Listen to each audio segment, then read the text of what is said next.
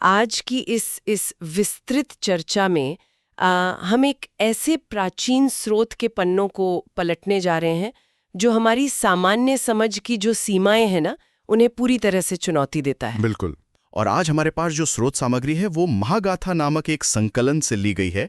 और सच कहूं तो ये कोई साधारण ऐतिहासिक विवरण नहीं है। हाँ, एकदम नहीं है।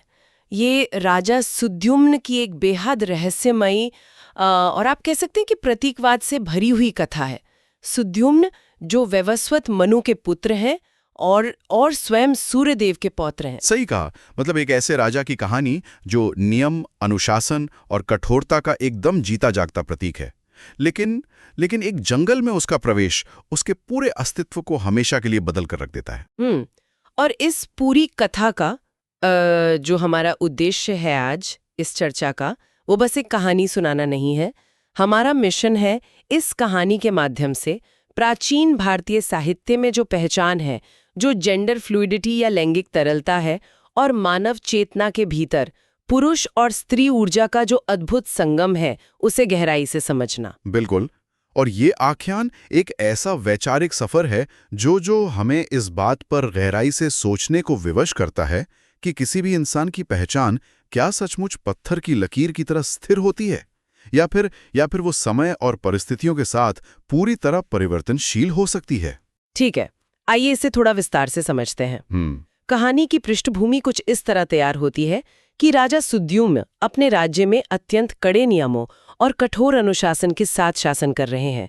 मतलब लचीलेपन की कोई गुंजाइश ही नहीं है वहां। हाँ, उनके आदर्श सीधे उनके पिता द्वारा स्थापित किए गए हैं। बिल्कुल।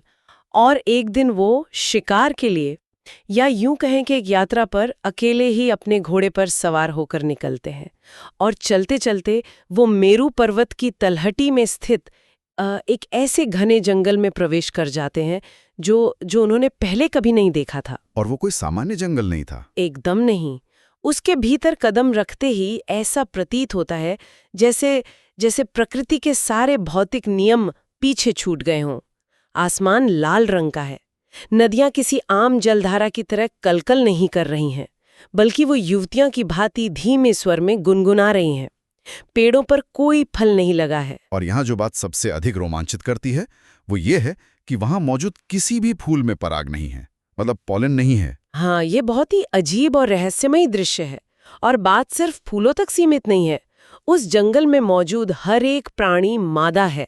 वहां कोई भी नर जानवर नहीं है। कोई भी नहीं। हिरनियां आजादी से दौड़ रही हैं, मोरनियां अपने पंख फैलाकर नाच रही हैं, बाघिन दहाड़ रही हैं, और सुद्युम्न जो एक इतने शक्तिशाली राजा हैं, उनकी गति अचानक धीमी पड़ने लगती है। उन्हें अपने शरीर के भीतर एक बहुत ही असहज ऊर्जा महसूस होने लगती है। देखिए, फूलों में पराग का ना होना और केवल मादा जानवरों का होना, ये कोई संयोग नहीं है। अगर हम प्रकृति और प्राचीन दर्शन की बात करें ना, तो पराग को पुरुषत्व और प्रजनन में नरतत्व का अंतिम प्रतीक माना जाता है।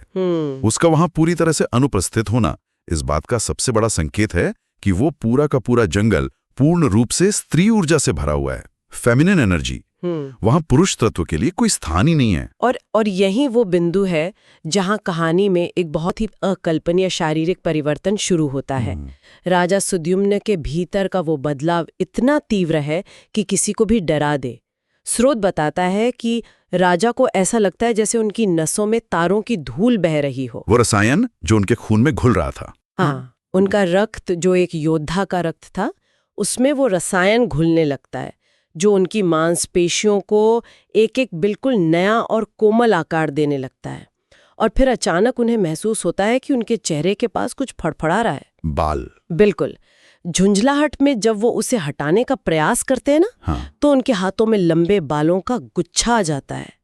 उनके बाल अचानक कमर तक लंबे हो चुके हैं। असल में इस शारीरिक बदलाव के पीछे के मनोवैज्ञानिक प्रभाव को समझना बहुत जरूरी है। मतलब एक ऐसा शासक जिसने अपना पूरा जीवन केवल युद्ध भूमि की कठोरता और राजमहल के सख्त नियमों में बिताया हो, उसके लिए अपने ही शरीर पर से नियंत्रण खो देना ये सबसे बड़ा आघात है।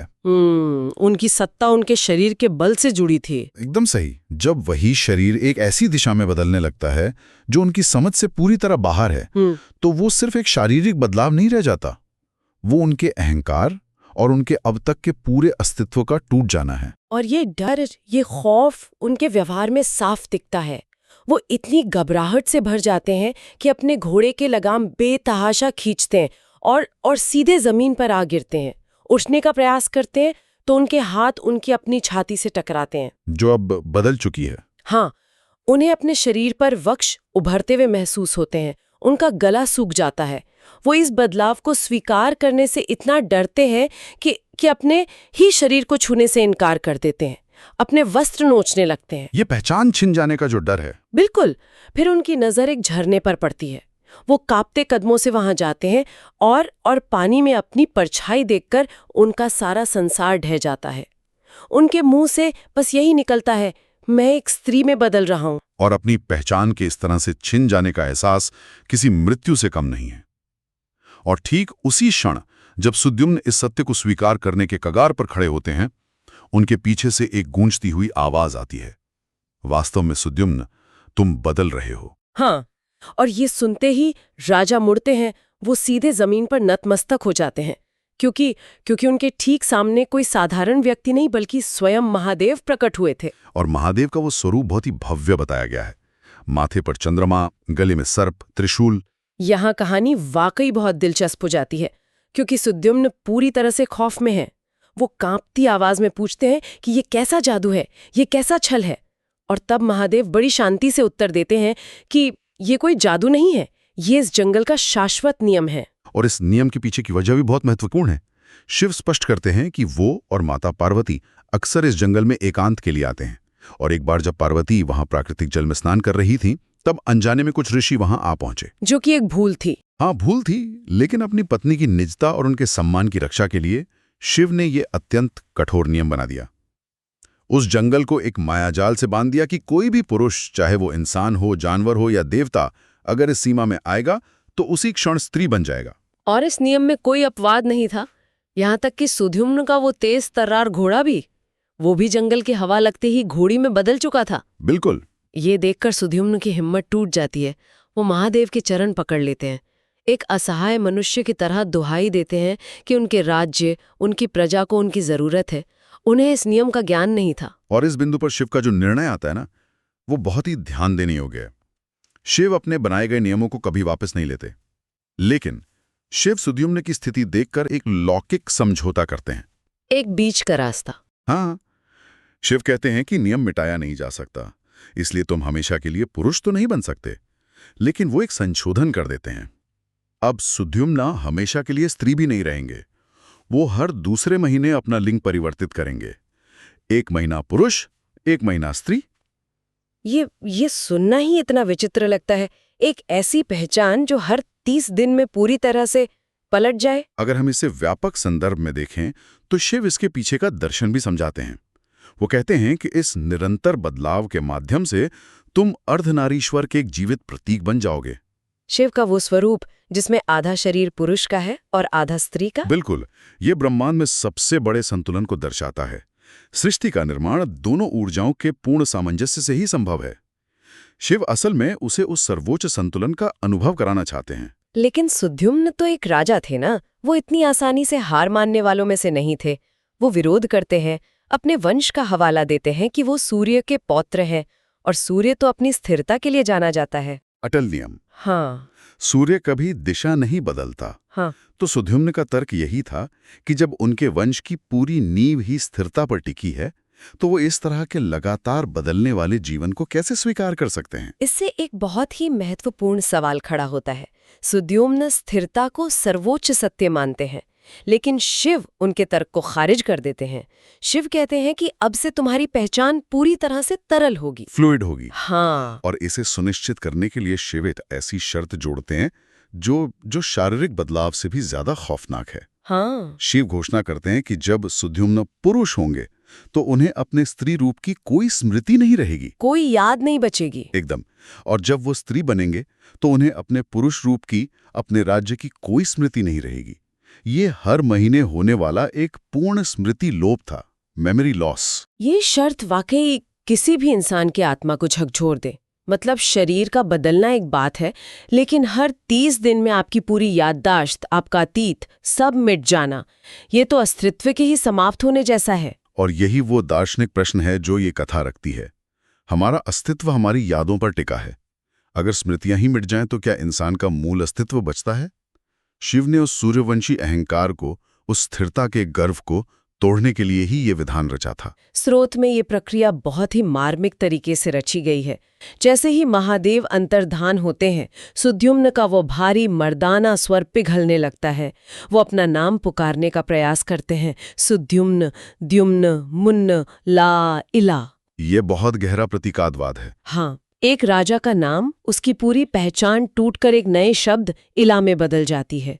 ये एक पूरी चेतना का दूसरी चेतना में विलीन हो जाना था। अक्षरों का कम होना और सुद्युम्न से इला बन जाना, ये उस पुरुष अहंकार और स्थिरता के पिघलने का प्रतीक है। सूर्यवंशी कठोरता अब तरल हो चुकी थी। और फिर उस जंगल से इला का नया जन्म होता है। वो बाहर निकल रही है, उसे कुछ याद नहीं है। वो कोरी किताब है। वो कौन है, कहाँ से आई है, कुछ ज्ञात नहीं है। और ये सब गोधूली बेला में हो रहा है। बिल्कुल ट्वाइलाइट, दिन और रात के बीच का वो समय जब ना तो पूरी तरह प्रकाश है और ना अंधकार। ये समय प्रकृति की एक सीमांत अवस्था है, एक लिमिनल स्टेट, न पूरी तरह अंदर न बाहर। और इसी अवस्था में इला की मुलाकात एक बहुत ही तेजस्वी और शांत प्राणी से होती है। वो तेजस्वी प्राणी इला से पूछता है कि तुम कौन हो। इला अपना नया नाम तो बता देती है, लेकिन असमंजस के साथ कहती है कि उसे कुछ याद नहीं है। वो पूछती है, क्या मैं इससे पहले कोई और थी? क्या मैं अब जो हूं वही मेरा सत्य है, या मैं कल कुछ और हो जाऊंगी? वो खुद को एक लिमिनल प्राणी मानती है। हाँ, जो दो अतियों के बीच फंसी है। और उसकी दुविधा सुनकर वो तेजस्वी प्राणी मुस्कुराता है। वो कहता है कि वो इस निरंतर बदलने वाले स्वरूप को समझ सकता है, क्योंकि वो प्राणी और कोई नहीं बल्कि बुध हैं, चंद्रदेव के पुत्र। मरकरी। हाँ, बुध इला को बताते हैं कि चंद्रमा स्वयं कभी एक आकार में स्थिर नहीं रहता। उसका स्वभाव ही है घटना और बढ़ना। और बुध स्वयं न तो पूरी तरह पुरुष हैं और न पूरी तरह स्त्री। वो भी एक सीमांत चेतना है। ये मिलन सचमुच बहुत काव्यात्मक है। दो ऐसे प्राणी जो अपनी पहचान में स्थिर नहीं है। इला पूछती है कि क्या तुम हमेशा मेरे साथ रहोगे, और बुध उसे उत्तर देते हैं, हमेशा। स्रोत बताता है कि पूरा ब्रह्मांड इस दृश्य का साक्षी बन रहा था, जहां चंद्रमा और सूर्य एक हो गए। ये अंतिम बात बहुत गहरी है।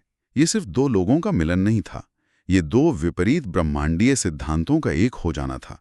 इला जो सूर्यवंश की स्थिरता से आई थी, और बुध जो चंद्रवंश की तरलता से आते हैं। जब स्थिरता तरलता में बदली, तभी ये मिलन संभव हो सका। बिल्कुल, ब्रह्मांड एक ऐसे महामिलन का साक्षी बनता है जहां ये विरोधाभासी ऊर्जाएं एक दूसरे को पूर्ण कर रही हैं। कठोरता और लचीलापन दोनों मिलकर ही संतुलन बनाते हैं। तो आखिर इस सब का मतलब क्या है? अगर हम इस चर्चा को समेटें तो ये स्पष्ट होता है कि ये कोई साधारण लोक कथा नहीं है। ये हमें सिखाती है कि पहचान कभी एक सीधी रेखा में नहीं चलती। एकदम सही। हमारा ज्ञान, हमारे अनुभव जब बदलते हैं तो हमारी पहचान भी नया रूप ले सकती है। प्राचीन विचारकों ने विविधता और तरलता को कितने गहरे मनोवैज्ञानिक स्तर पर समझा था। उन्होंने स्त्री और पुरुष ऊर्जा के संतुलन को एक ब्रह्मांडीय कथा में पिरो दिया। ये प्राचीन समाज की गहरी वैचारिक समझ का प्रमाण है। लेकिन इस स्रोत का विश्लेषण करते हुए एक ऐसा विचार भी उभरता है जिसका उत्तर कथा में नहीं है। वो क्या? जरा सोचिए, उस राज्य की राजनीतिक और सामाजिक व्यवस्था का क्या हुआ होगा जहां का सर्वोच्च शासक हर 30 दिन में अपना शरीर बदल लेता है और उसकी पिछली सारी यादें, आदेश, न्याय सब मिट जाते हैं। बाप रे, ये तो अराजकता हो जाएगी। वही तो। क्या कोई भी समाज एक ऐसे नेता को स्वीकार कर सकता है जो हर महीने एक बिल्कुल नया इंसान बन जाता हो? या क्या सत्ता हमेशा एक ऐसी जड़ स्थिरता की मांग करती है जिसमें बदलाव या तरलता के लिए कोई स्थान ही नहीं होता?